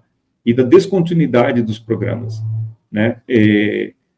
A mão de obra, gente, ela é a primeira a ser evadida do país se essa venda for feita, tá? Serão os primeiros a serem levados para fora, muito antes do que o maquinário e pessoal. A primeira coisa que você vai levar são essas pessoas. Então, você pode esperar que vai ter uma fuga de cérebros muito grandes, tá? Segundo ponto, o que o Estado brasileiro pode fazer? Para o Estado brasileiro, é uma situação bastante difícil dele reverter, porque há questões judiciais que estão andando aí, né? Então, o Estado não pode passar por cima de determinadas regras que ele mesmo cria, né? Fica difícil a ver. Existe o interesse do sindicato também pela estatização, ela é uma possibilidade, só que isso é um custo político para um governo que está passando por dificuldades agora para convencer determinados setores de que é preciso o aperto, é preciso isso, aquilo, é preciso criar impostos, é preciso fazer. Então, a componente política, especialmente política interna, vai interferir muito numa capacidade do governo de tomar uma decisão. O governo já manifestou interesse em dar uma solução, mas nenhuma solução é fácil, tá? Não acredito que vai sair da manga. Agora, eu volto a insistir num ponto que, por mais que o governo tomasse a iniciativa de estatização, ele não acabaria com o problema principal, que é o quê? Quem é a Vibraz para o governo brasileiro? Para que ela serve? Por que mantê-la? Entende onde eu quero chegar? Nós sabemos, estamos discutindo a importância dela, mas o governo brasileiro tem isso na clareza? O governo brasileiro vai ter isso como estratégico para o país? Essa é a grande pergunta, porque salvar a Vibraz da falência pode ser simplesmente mantê-la com aparelhos ligados, para mais uma nova etapa, mudando simplesmente da UTI que ela estava para outra sala. Será que vai haver algum plano do governo industrial que contemple, de fato, programas estratégicos e considere o know-how da Vibraz como estratégicos para o Estado brasileiro? Porque sem isso eu não acredito que vá ter nenhuma modificação. Simplesmente vamos passar uma empresa da mão privada para uma mão estatal, assumindo a dívida de uma empresa privada, o capital humano dessa empresa privada que vai se aposentar daqui a alguns anos como servidor público, mas que não vai deixar nada da mesma forma. A diferença é que estaremos evitando que uma nação estrangeira acabe se apossando do know-how de uma empresa brasileira, que também foi desenvolvida com financiamentos da FINEP, com financiamentos do Ministério da Ciência e Tecnologia, com mão de obra formada aqui no Vale do Paraíba, em várias instituições do Brasil, e que gastou todos os nossos impostos para desenvolver uma mínima capacidade da qual o governo brasileiro não se interessa. Quando eu digo governo, estou dizendo nós, Brasil. Não é o governo Lula, não é o governo Bolsonaro, não é o governo, seja lá quem for, Itamar Franco, seja lá quem for. O Brasil não se interessa pelo setor da defesa e simplesmente vai mantê-lo só porque quer um bibelô para dizer que é seu, que temos uma indústria de defesa. Qual é o plano estratégico? O que está por trás de se manter uma Vibraz? É realmente para se desenvolver a indústria tecnológica e manter um aparato militar minimamente condizente com a necessidade do Brasil? Se for para isso, eu acho que vale a pena estatização, vale a pena brigar politicamente contra todos e contra todos para se manter a empresa. Do contrário, vai ser desgaste político e erro estratégico. Esse é o meu ponto. Eu acho que precisa, antes de discutir o fim da Vibraz, onde vai começar o programa que vai sustentá-la daqui para frente. Porque as encomendas estatais da Vibraz não mantêm a Vibraz aberta. Ela teria que conseguir novos mercados, né? Mesmo sendo estatal. Os novos mercados, eles, entenda-se. Hoje, quem seriam os clientes dessas armas? Países que estão em conflito. Nossa Constituição, na minha opinião, corretamente, ela proíbe a venda de sistemas de armas para países que estejam em conflito. Nosso país, ele preza pela seguinte situação: se há um conflito em andamento, nós partimos do princípio que ele deve ser cessado para depois as negociações iniciarem. Onde você acha que essas armas iriam parar? Nós temos aqui dois grandes lugares aqui. O Oriente Médio, que logo, logo vai pegar fogo novamente, e a Europa, que está em guerra ali na Ucrânia contra a Rússia. Seria muito difícil esses sistemas de armas irem para outros setores agora de certo interesse. Depois, você tem que lutar contra um lobby internacional muito pesado no setor de armas. Porque, queira ou não, você tem que ter uma estrutura muito bem montada para que o seu país possa conseguir furar esse bloqueio e conseguir colocar seus sistemas de armas dentro daqueles setores. Se você não tem o know-how, a primazia daquela tecnologia, que é o que ocorre em determinados setores do Brasil, que ele consegue fazer isso, nós estamos vendo a briga que o KC-390 está comprando no mundo. Ele está brigando contra a Lockheed Martin, está brigando contra a Ilyushin, russa, está brigando contra vários setores para poder emplacar o KC-390 no mundo. Tem tido sucesso. Por quê? Porque ele está num nível tecnológico e domina aquele setor de tal maneira que os adversários, por mais que tentem, vão ter desvantagens em relação a ele. Mas uma produtora de foguetes, existem vários. O leste europeu está cheio de indústrias que fazem foguetes. Tá? Então, é muito complicado você conseguir emplacar nesse setor mundial. Agora, você teria que ter componentes tecnológicas maiores, mísseis anticarros, mísseis de cruzeiro. Isso sim daria uma abertura maior para o mercado de defesa, não simplesmente fornecer o caminhão com foguetes, que tem o seu mérito, não estou aqui depreciando, mas é o único produto que saiu da linha de montagem. Então, isso precisa ser revisto, e isso não vai ser fácil, vai demorar uns 10, 15 anos para uma empresa dessa se recuperar e colocar novos produtos no mercado que sejam interessantes para o setor. Mas você não vai ter outra opção, a não ser o que faz a Turquia e a Coreia do Sul. Comprar em grandes quantidades para manter a sua indústria a todo custo preparada para isso. Para na hora que você tem o poder de entrar no setor de defesa mundial e falar assim, eu tenho uma solução para o seu problema, você, apesar dos embargos, consegue colocar seu produto lá dentro, porque isso é muito difícil.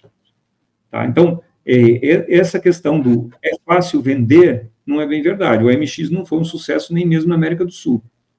O único país que teve interesse em adquirir foi a Venezuela e foi, de certa forma, boicotada pelos Estados Unidos e teve o projeto que ser cancelado. E seria um salvador da pátria para o AMX. O AMX-T teria vindo para a Venezuela como uma aeronave que manteria a linha do MX aberta. Até a Europa já tinha se esquecido dele, mas ele teria condição de exportação aqui na América do Sul. Não foi adiante, infelizmente, por questões de pressões políticas e tudo mais, o Brasil acabou cedendo. Naquele momento, a Embraer também estava passando por dificuldades, o governo brasileiro cortando daqui, cortando dali, não levaram adiante a proposta. Então, tudo isso tem que ser colocado na equação, sabe? Eu tristemente, tenho que dizer, talvez a solução da Avibraz numa estatização só vai prolongar a vida vegetativa dela. Até a hora que alguém subir lá e falar assim, hora de estatizar tudo, quem que nós vamos? Quem está dando prejuízo? Está dando prejuízo? A indústria de defesa vai dar prejuízo. Vende. E aí, voltamos à negociação com os australianos, ingleses, alemães, seja lá quem for. Eu não confio muito nessa ideia de comprar armas e não poder produzir aqui. Eu acho que no momento que tiver uma guerra mesmo, de verdade, depende de quem for o oponente, seca todos os fornecedores, você fica tendo que usar flecha e estilingue. Eu não confio muito nisso, não. Eu acho que a indústria de defesa é algo que a gente tem que ter, né? Não, senão... E ela vai dar prejuízo. Ela vai dar prejuízo. Nada na defesa dá lucro. Ela pode dar lucro. Essa é que tem que ser a visão. Pode dar, mas ela não necessariamente dará. Agora você fica se perguntando, qual lucro a Ucrânia está tendo ao perder esse conflito contra a Rússia? O que seria mais interessante para a Ucrânia ter desenvolvido? Né? Qual seria a tábua de salvação da Ucrânia nesse conflito? Será que 600 bilhões de dólares, que é o mínimo que se fala da dívida que ela já tem com a União Europeia devido a esse conflito, vão ser pagos com produção de grãos? Não tem como. Possível, não tem como. Não existe como. Edilson, uma última questão. Vamos supor que a Avibraz seja vendida, mas a gente tem aí essa ideia de que não vai ser, você falou, né, parte de foguete. Vamos lá, que a Avibraz fosse fechada, então hoje acabasse. Como que você afetaria de alguma forma o programa espacial brasileiro, essa outra área, ou...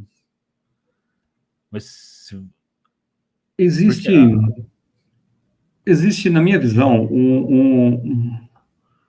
um efeito mola que sempre ocorre. Eu posso dar o exemplo aqui da SEAT. A SEAT, ela é uma empresa que hoje está desenvolvendo os mísseis, né, o míssil antinavio, e até o próprio míssil anticarro estão sobre o desenvolvimento da SEAT. E a SEAT, na verdade, ela é formada por ex-funcionários de empresas que já existiram antes, que tocavam esses projetos. Também com dificuldades, ela precisa desenvolver uma planta de produção de suas armas, ela precisa desenvolver uma série de coisas.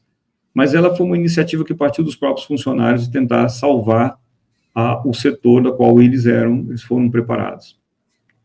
E, tristemente, eu não vejo debates na nossa Câmara de Deputados, nem no nosso Senado. O pessoal está muito mais preocupado com câmera dentro de embaixadas, de fuga de presídios e tudo mais, do que esse tipo de assunto. E, infelizmente, ela também tropeça nas falhas nacionais que nós temos. Não é diferente da Avibraz. Talvez a gestão seja melhor e tudo mais, mas ela carece de um planejamento, um programa estratégico.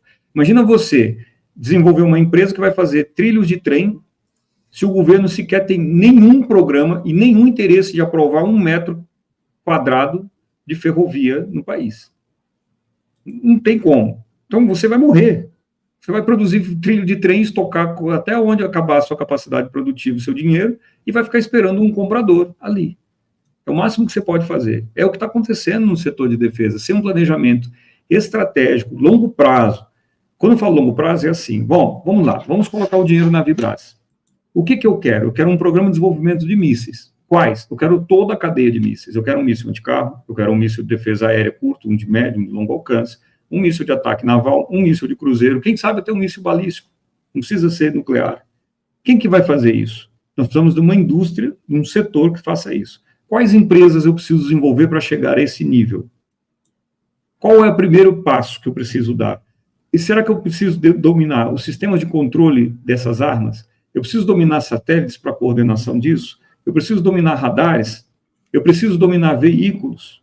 toda essa cadeia de indústrias que vão produzir isso precisa ser desenvolvida, e não tem como você tirar isso do bolso simplesmente com dinheiro. Mesmo que você tivesse dinheiro, você não tiraria do bolso. Os árabes estão aí, os árabes se aventuraram em uma série de projetos militares que hoje eles estão voltando atrás, vieram inclusive no Brasil, para tentar adquirir determinado know-how para poder desenvolver. Porque não foi o dinheiro que solucionou o problema, foi isso aqui, foi pessoas, capacidades, experiências. E o Brasil tem isso, ainda tem, minimamente tem.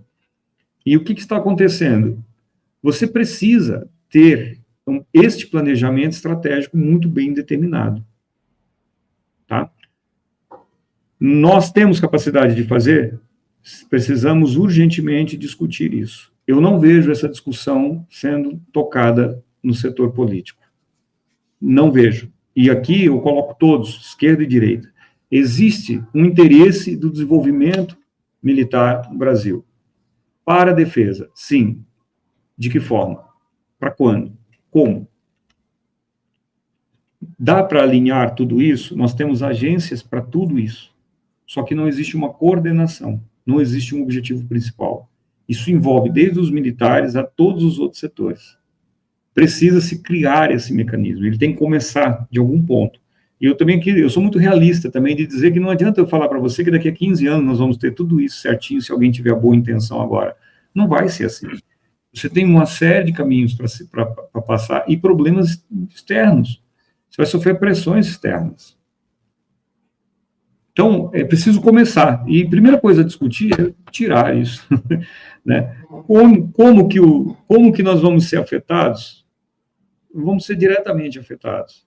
Tá? A perda desse pessoal vai cair na mão de alguém. Não pense que esse pessoal capacitado vai ficar aqui no Brasil esperando sair a bolsa para que ele possa, mais uma vez, fazer mais um doutorado lá fora para voltar com conhecimento e voltar para a própria Vibraz. Ele não vai fazer isso. Tá? E, tristemente, muitos deles só estão presos devido às ações judiciais que eles têm, porque eles sabem que eles têm direito a determinados recursos. Porque se nem isso tivessem, eles já estariam muito longe daqui por qualquer coisa. Tá? Então, é preciso rever isso, é preciso repensar. A Vibraz é só um dos problemas. Nós temos vários outros. Temos vários outros. O setor de defesa como um todo está mergulhado nisso. Precisa fazer uma revisão na cabeça dos nossos militares. Eles ainda estão pensando em 1945, eles são formatados ainda em 1945, tristemente falando isso. Eles não perceberam o que está acontecendo no mundo. Eu gosto de falar isso aqui, enquanto o Brasil ficou investindo no porta-aviões velho aí, que não deu certo, o Irã, que saiu do zero, desenvolveu uma indústria de drones. Nós fizemos uma live sobre isso. No mesmo período. E hoje é um detentor de tecnologia de drones no planeta. Então, o que nós queremos, de fato? Quer uma indústria para gerar emprego? Pô, não precisa disso. Não vai gerar emprego. Você tem que gerar tecnologia que gera capacitação, gera tecnologia que gera empregos. Né? E que pode dar lucro. Mas você não pode pensar que a indústria de defesa vai ser uma indústria que vai só te trazer o benefício do lucro, mais impostos, como pessoas liberais gostam de falar, né? Mas é isso.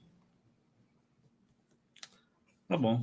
Então, acho que nós cobrimos aí bem, né, toda a questão da Vibraz. A gente pode voltar depois, fazer algumas outras lives, pegando essas outras questões, porque aqui no canal a gente não tem nenhum problema de discutir as questões políticas mais espinhosas, não. Só queria dizer uma coisa aqui. O Cláudio fez uma pergunta, né? O partido a incoerência, o partido que se diz dos trabalhadores, abandonar os trabalhadores da Vibraz. Cláudio, minha visão quanto a isso é assim, nós caímos na questão da política interna, eu não gosto muito de abordar a questão da política interna, mas não se trata apenas do Partido dos Trabalhadores. O meu ponto de vista é que os nossos representantes políticos que estão lá na Câmara e no Senado, eles não estão interessados nessa discussão, independentemente do partido. Essa é a grande questão. Eles não estão interessados nem sequer com a defesa nacional. Entendeu? Eles não estão interessados. Eles acham que, se alguma coisa apertar para o lado do Brasil, eles vão ali nos Estados Unidos, compram meia dúzia de armas, vão ali na Rússia, compram meia dúzia de armas, a China vai mandar armas para o Brasil para defender o Brasil. É assim que eles imaginam. Eles só não entenderam que não é assim que vai funcionar o mundo, de maneira alguma. A última coisa que vai acontecer no mundo é você ser aparado por alguém. O Brasil é um tipo de país que é mais fácil ele ser dividido pelas grandes potências do que as grandes potências brigarem pelo Brasil. Isso as pessoas precisam acordar para sentir. A Ucrânia está sofrendo esse processo agora.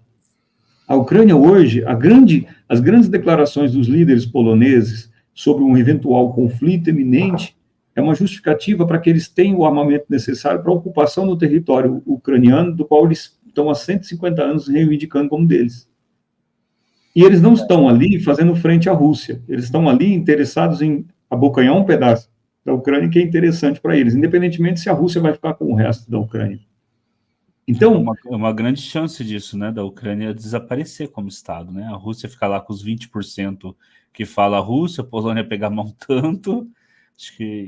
eu tenho falado disso desde 2005, quando estive em Odessa, tá? Porque lá se pronunciava a Nova Rússia, é o que eles diziam. Cedo ou tarde seria a Nova Rússia, que é a Nova Rússia, né? Então, eu tenho falado disso. O destino da Ucrânia será ser dividido. A Romênia quer um pedaço, a Hungria quer um pedaço, a Eslováquia quer um pedaço, e a Bielorrússia quer um pedaço, a Rússia já tem seu pedaço, e a Polônia está ali, logo ali. Então, os nossos líderes, eles não estão preocupados com isso, porque o Brasil sempre teve no berço esplêndido, o país muito bem, todo mundo vem aqui, adora o Rio de Janeiro. A imagem que se tem do Brasil, Rio de Janeiro 1960, ninguém quer vir no Rio de Janeiro hoje para ver como é que ele está e fazer um comparativo. Veja se é essa visão que os estrangeiros têm do Brasil. E olha, pasmem, os nossos militares acreditam que ainda nós temos capacidades de fazer qualquer coisa que seja contra qualquer uma nação no planeta. Ninguém na Europa tinha um exército tão preparado quanto a Ucrânia, que não sucumbiu frente a uma potência. Quanto tempo nós vamos demorar para acordar, para ver que a situação não é aquela que a gente imaginava ser ideal? Quanto tempo dura o Brasil sob um embargo naval, por exemplo, de uma potência, seja ela qual for, não interessa qual seja a potência, se é Estados Unidos, se é China, seja lá quem for. Quanto tempo o Brasil consegue resistir a uma potência, a um embargo de uma potência mundial? Porque o discurso do guerreiro de selva, do soldado que luta tudo, que come folha, eu sou da Amazônia, tá? Posso falar disso aqui.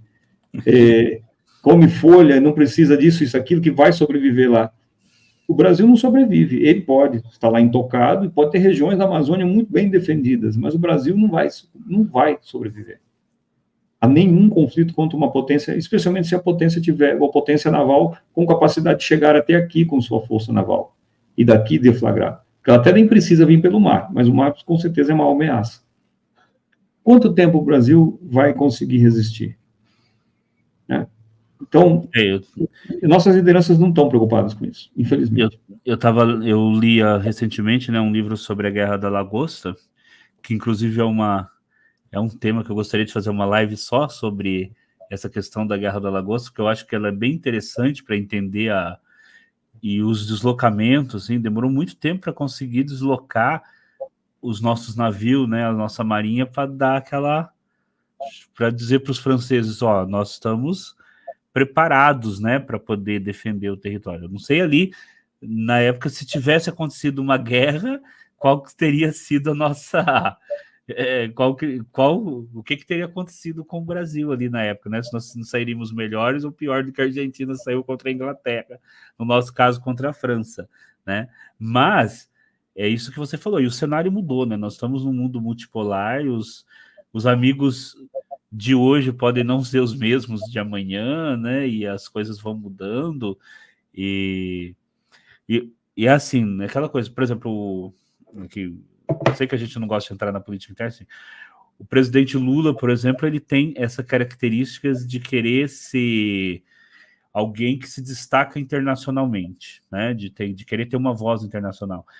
Mas não tem alguém ali que ainda não conseguiram para convencer ele que para o Brasil ter essa voz internacional forte, também teria que ter uma indústria militar, umas forças armadas fortes para segurar a essa voz, né? Que eu acho que essa é a grande questão, né? Mesmo quando você tem um presidente que tem esse desejo, e o Lula tem esse desejo, né, de um papel do Brasil, né? Parece que aqui no Brasil, mesmo esse desejo não é acompanhado com aquela necessidade de que, para você ter uma voz forte no mundo, você tem que ter uma forças armadas que no momento de crise te garanta que sustentar aquela voz Não, forte, né? eu digo mais, não é somente as Forças Armadas. As Forças Armadas são uma componente, as armas serão uma componente. Mas o seu setor industrial, e esse setor industrial envolve o cara que faz geladeira, o cara que faz televisão, o cara que faz computador, o cara que faz pinico, o cara que faz toda a cadeia industrial, é o que vai dar sustentação para o país. Esse é o ponto. Então, tudo isso faz parte de todas as coisas que você precisa para sustentar uma nação. E, claro, a linha de frente serão as armas, serão os militares, se eles estão preparados ou não, se eles estão capacitados ou não, se eles têm as armas necessárias ou não, mas toda a estrutura passa por isso.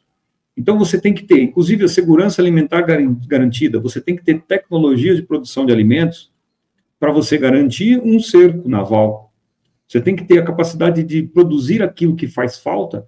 Você destruir uma usina hidrelétrica, nós temos como produzir novamente os geradores elétricos para essa usina ser reativada. Onde nós vamos conseguir isso? Se a guerra for contra o nosso aliado que forneceu esses geradores, nós vamos ter substitutos para ele? Nós temos gente preparada para modificar, pegar aquele ferramental e transformar em algo que possa ser reutilizado depois de danificado? Tudo isso faz parte da estratégia de defesa de um país. Por isso que é importante se pensar na indústria, né? E que a indústria de defesa tem que caminhar junto.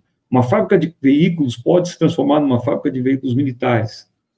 Tá? Mas temos esse pessoal capacitado para isso? Temos a condição de fazer essa conversão? Essa é aí que eu acho que a gente tem que começar a pensar, certo? E começar a planejar isso. A longo prazo é a única saída. As nações mais envolvidas do planeta fizeram isso. Nenhuma delas foi exceção. Nenhuma. Sim. Quer ver? Deixa eu só... Estou tentando ver aqui o... Eu esqueci o nome do... O Brasil importa lá da Rússia para poder manter a nossa agricultura. Como que é mesmo o nome da... Os fertilizantes. Isso, fertilizantes, né? Assim, chega, parece que é... Não sei se é meio que nonsense, né? A gente ser uma potência agrícola e não produzir os fertilizantes, né? Assim, é uma coisa... Chega a ser brincadeira, né? De mau gosto, né? Mas a gente não produziu os fertilizantes. Quer dizer, a gente é uma potência agrícola, mas bastava cortar o fornecimento dos fertilizantes, já deu potência agrícola, né? Nós fazemos tijolos e telhas com terras raras e compramos semicondutores, computadores a preços absurdos. Sim. Fornecendo as terras raras para eles. É complicado, né? Mas é o que você falou, né? Nós vamos ter que mudar muito aí a nossa representação, né? A qualidade da nossa representação. Faço a pergunta sempre que eu pergunto para o pessoal, né?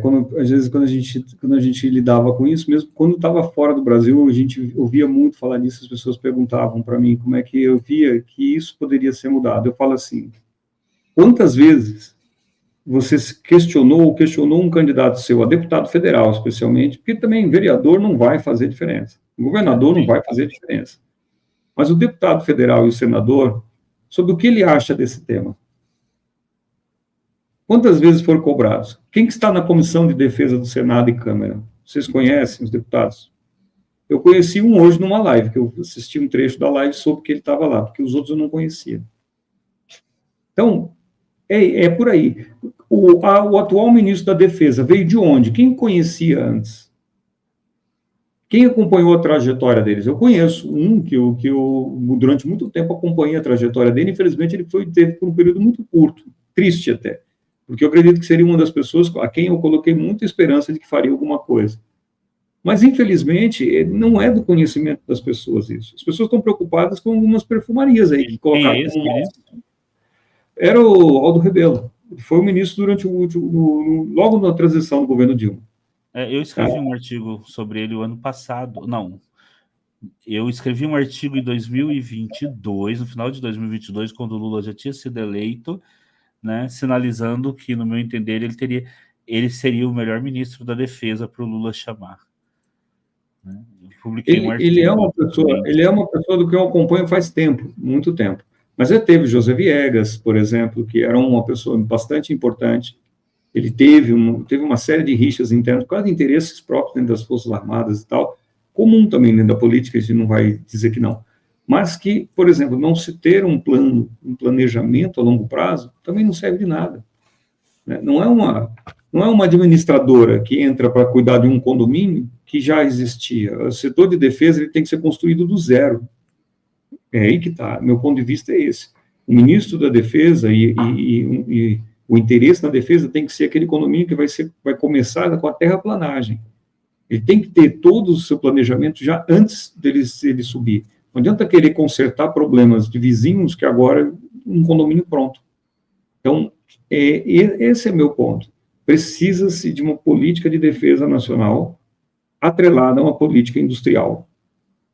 As duas têm que estar muito bem casadas e têm que seguir juntas. Entende? Esse é o meu ponto.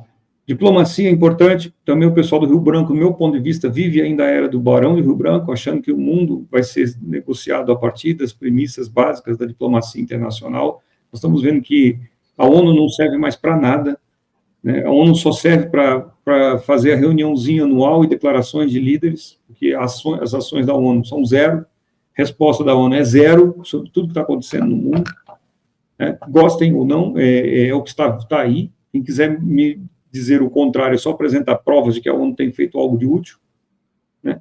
Não tem, simplesmente. E é assim que a gente caminha. Bom, eu acho que, deixa eu ver aqui, não tem mais nenhuma nova questão, né? Tem só o Cláudio falando, né, que ele acha que conversando vai se resolver tudo, né, Cláudio? Acho que o Edilson precisou dar uma saidinha ali, porque o Edilson... Mas, assim, é aquela questão, né? Assim, o presidente também precisa ter... tem os seus assessores, né? Tem as pessoas ali em torno dele que, para essas questões mais técnicas, é que dão a... É que ajudam, né, o presidente ali para essas questões mais técnicas, defesa e etc. Talvez seja isso, né, que esteja faltando, mas eu acho que em grande parte também essa tradição do Brasil de que, e o Edilson tinha acabado de falar, né, a questão do Rio Branco, de que dá para se resolver tudo através da negociação, né. Haja vista, inclusive, né, a política do Brasil aqui em torno, né, do nós, né, sempre aí tentando ao máximo possível essas negociações para evitar um conflito aqui e tudo mais, às vezes até evitando ser mais enérgico, mesmo quando necessário, com algum país do entorno aí que começa a causar uns certos problemas que pode vir levar a um médio prazo ali até a instalação de uma base militar, né, americana ou inglesa ali na porta da Amazônia, porque a pessoa está ali, né, cutucando a Guiana dia sim, dia não, né, e que pode levar, talvez não a uma guerra, mas pode levar a Guiana a pedir ali a instalação de uma base militar, né, estrangeira, bem ali na porta da Amazônia, e às vezes o governo brasileiro tinha que falar um pouco mais forte, né, com um parceiro ali, justamente para evitar esse tipo de coisa, né, e não acontece. Né? Aí eu realmente concordo que às vezes o governo brasileiro tinha que se mostrar mais enérgico, né, nessa questão, por exemplo, né, no sentido de não permitir, né, que você, por exemplo, vá trazer um conflito bem ali para o meio da Amazônia, né, a possibilidade de trazer um conflito bem para o meio da Amazônia, que é justamente um território que o Brasil faz de tudo para deixar de fora ali desse tipo de conflito. Gente, eu vou entrar em contato aqui com o Edilson, vou esperar mais um pouquinho para ele poder fazer a despedida, né? Grosso modo, a gente tinha já terminado, estava no final da live mesmo, né? Mas é interessante que ele faça aqui uma despedida. Lembrando, pessoal, façam aí a inscrição no canal, tá? Deixem o like. A gente trata de temas de defesa aqui, geopolítica, mas também interno, todos os dias, tá? Essa live da Vibras, tá? Ela me motivou bastante chamar o Edilson aqui, porque eu leio sobre defesa, né? Eu acompanho o setor de defesa também ali desde o final dos anos 90. Tá? E aí, Edilson, estava aqui comentando um pouquinho, né? Falando do... Vamos, eu sei que você está aí também precisando, né? Então vamos pro final, vamos para a despedida e um outro dia a gente volta para falar dessas questões. Perfeito, perfeito. Desculpa aí a saída aqui repentina aqui. Vou lá ter que retornar ali para cuidar do meu pequeno ali, que ele está um pouco doente, e a gente vai finalizar daqui. Então, Edilson, foi um prazer de todos os que estiveram aqui. Continue acompanhando o canal, nós vamos voltar aqui, pelo menos quinzenalmente, a fazer uma live sobre geopolítica e defesa, mas a minha intenção é até que seja semanal, tá bom? E só antes de terminar, quero deixar um convite. Eu sei que talvez quem tenha aqui agora não tenha nesse tema central, mas semana passada faleceu um importante escritor brasileiro, tá? Chamado Luquete, tá? Não, eu sei que também faleceu o Ziraldo, que é um outro importante escritor brasileiro, mas o Luquete, ele foi o maior escritor brasileiro de ficção popular, de pulp fiction, de ficção pulp. Ele é conhecido como o Homem dos 1000 livros, mas ele escreveu muito mais que 1000 livros. E eu vou fazer uma live sábado agora sobre a obra dele, tá bom? Inclusive ele escreveu um livro de guerra e de espionagem. Sabe aqueles livrinhos que iam para a banca nos anos 70, 80? Muitos com aqueles livrinhos de guerra que se passava no Vietnã, na Coreia, com nomes americanos, muitos desses livros eram escritos até por brasileiro com pseudônimos americanos. Então, é alguém assim da nossa cultura, e que nós vamos fazer uma live com convidados especializados, né, em ficção, pulp, sábado, tá bom? Então, pessoal, boa noite a todos. E Edilson, foi um prazer. Até a próxima live. Obrigado, Eduardo.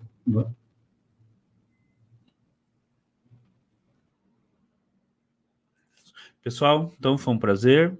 Até a próxima live, tá bom?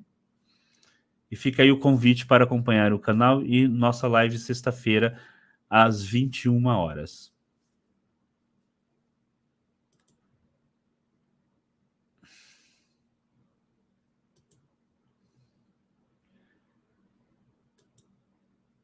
Opa, tem um problema de conexão aqui.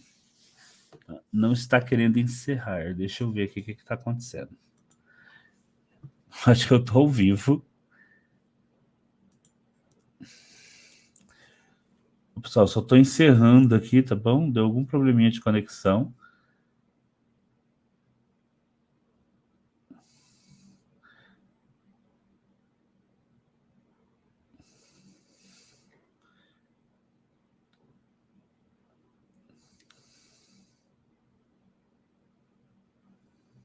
Não encerrou. O engraçado é que não encerrou, mas outros dispositivos aqui da internet funcionando.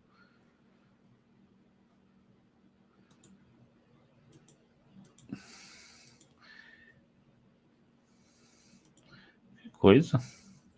Deixa eu desconectar o fio para ver.